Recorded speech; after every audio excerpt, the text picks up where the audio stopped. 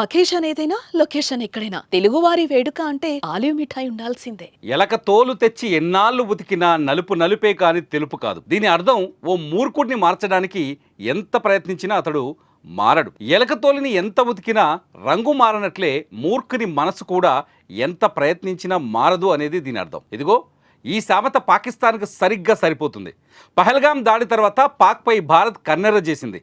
సింధు జలాలను ఆపేసింది. ఉగ్రవాదులే లక్ష్యంగా దాడులు చేసింది.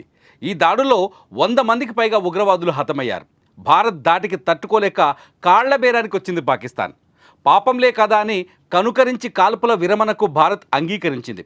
భారత్తో యుద్ధం వేళ సొంత ప్రజలు సైతం పాక్ ప్రభుత్వంపై తిరగబడ్డారు. అయితే ఇంత జరిగినా పాకిస్తాన్లో ఎలాంటి మార్పు రాలేదు. కుక్కతోక వంకరే అన్నట్లుగా పాక్ వ్యవహరిస్తోంది.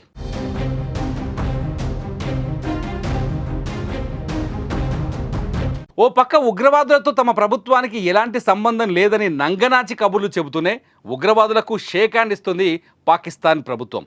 ఇప్పటికే ప్రపంచం ముందు ఉగ్రవాద దేశంగా చెడ్డ పేరును ముగుటగట్టుకున్న పాకిస్తాన్ దానికి బలం చేకూరేలా మరోసారి ఉగ్రవాదులకు అండగా నిలిచింది. ఆపరేషన్ సింధూర్లో భాగంగా ధ్వంసమైన ఉగ్రవాద స్థావరాల పునర్నిర్మాణం చేసే బాధ్యతను తన భుజాలకెత్తుకుంది పాకిస్తాన్ ప్రభుత్వం. ప్రభుత్వ నిధులతోనే జైషే మహమ్మద్ ఉగ్ర స్థావరం పునర్నిర్మాణం చేపడతామని పాకిస్తాన్ మంత్రి రానా తన్వీర్ హుస్సేన్ స్వయంగా వెల్లడించారు. మరోపక్క భారత్ ఆపరేషన్లో భాగంగా ధ్వంసమైన మసీద్ మర్కజ్ తైబా పునర్నిర్మాణం జరుగుతుంది. పాకిస్తాన్ ప్రధానమంత్రి షాబాజ్ షరీఫ్, పాకిస్తాన్ సైనిక అధిపతి అసీం మునీర్ పునర్నిర్మాణ ఖర్చును భరిస్తామని, ప్రభుత్వ సాయంతో పాటు వ్యక్తిగతంగా కూడా ఆర్థిక సాయం అందిస్తామని ప్రకటించడం ఉగ్రవాదాన్ని పెంచి పోషించడమే అని, తమ దేశ లక్ష్యమని పాకిస్తాన్ అంగీకరిస్తుందనేది దీన్ని బట్టి స్పష్టంగా అర్థమవుతుంది.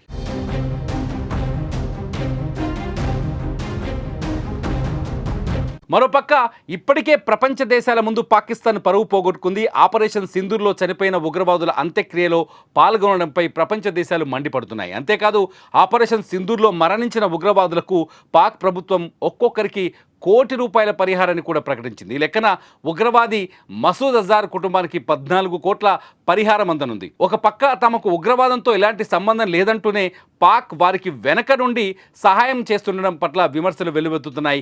పాకిస్తాన్ ప్రభుత్వానికి ప్రజల కంటే ఉగ్రవాదులే ముఖ్యమని, ఉగ్రవాదులను ఆదుకోవడంలో చూపించే శ్రద్ధ ప్రజలపై, దేశ భవిష్యత్తుపై పెడితే ప్రపంచ దేశాల ముందు పాకిస్తాన్ గౌరవంగా ఉండేదంటూ పలువురు కామెంట్ చేస్తున్నారు.